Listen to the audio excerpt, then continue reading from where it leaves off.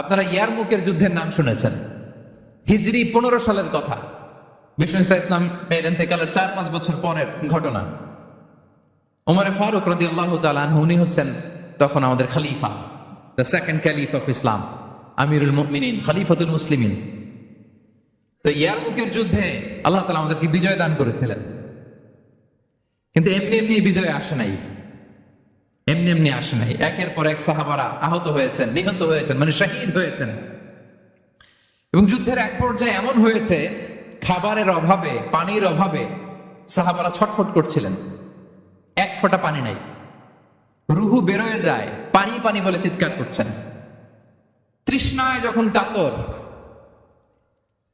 ওই সাহাবীর কাছে পানি নিয়ে আসা হলো, মশক দিয়ে পানি নিয়ে আসা হলো, সামান্য কিছু পানি যে নেন। তো উনি যখন পানি খাবেন, দেখতে পেলেন যে পাশে আরেক ভাই চিৎকার করে পানি পানি, এক ফোঁটা পানি দাও, চিৎকার করছে।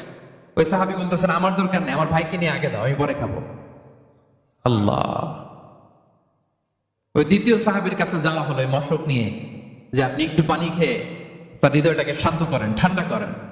তিনি যখন পানি মুখে নিতে যাবেন, পাশে আরেক ভাই চিৎকার করছে, পানি পানি, এক ফোঁটা পানি দাও।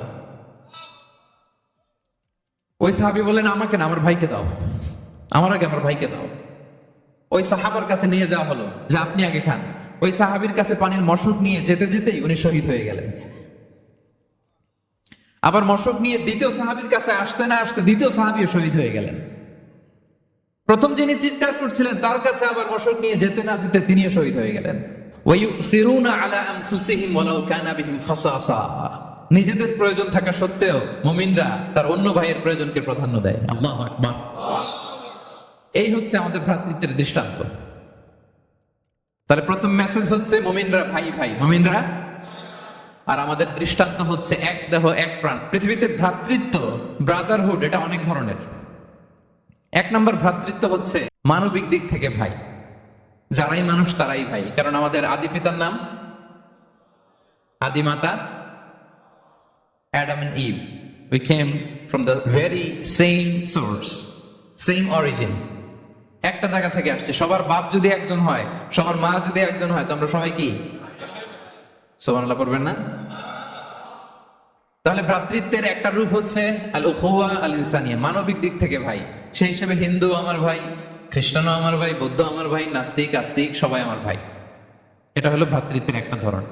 ভ্রাতৃত্বের আরেকটা ধরন হচ্ছে আল উখুওয়া আন নাসাবিয়া, বংশীয় ভাই, বংশের সম্পর্ক বা রক্তের সম্পর্ক। যেমন আমার চাচাতো ভাই, খালাতো ভাই, আরো ক্লোজে গেলে আমার আপন ভাই, মায়ের পেটের ভাই, এক রক্তের ভাই, ঠিক কিনা বলেন? 3 নাম্বার হচ্ছে আল উখুওয়া আদ-দীনিয়া, দ্বীনি ভাই। বদরের যুদ্ধে এই পাশে কুরাইশরা মানে মুশরিকরা, এই পাশে মুমিনরা। এমনও হয়েছে রাসূল সাল্লাল্লাহু আলাইহি ওয়াসাল্লামের পক্ষে মুমিনদের ওখানে এক ভাই, আর আবু জাহেলের সাথে আরেক ভাই, দ্বন্দ্ব, সংঘাত। এই ভাই ওই ভাইকে হত্যা করেছে দ্বীনের কারণে। তার মানে দ্বীনি ভ্রাতৃত্ব এটা এত মজবুত, এটা মাঝে মাঝে রক্তের সম্পর্ককেও ছাড়িয়ে ছাপিয়ে উপরে উঠে যায়। আল্লাহু আকবার। এবং আমাদের দৃষ্টান্ত দিয়েছেন বিষ্ণু ইসলাম। তিনি বলেছেন, তোমরা সবাই দ্বীনি ভাইয়েরা, সবাই মিলে এক দেহ এক প্রাণ। বিষ্ণুই বলেন মুমিনদের ভালোবাসার সম্পর্ক, এটার দৃষ্টান্ত হচ্ছে পারস্পরিক ভালোবাসার সম্পর্ক হচ্ছে কামাসানিল জাসাদ, এটা একটা দেহের মতো, আমরা সবাই মিলে এক দেহ।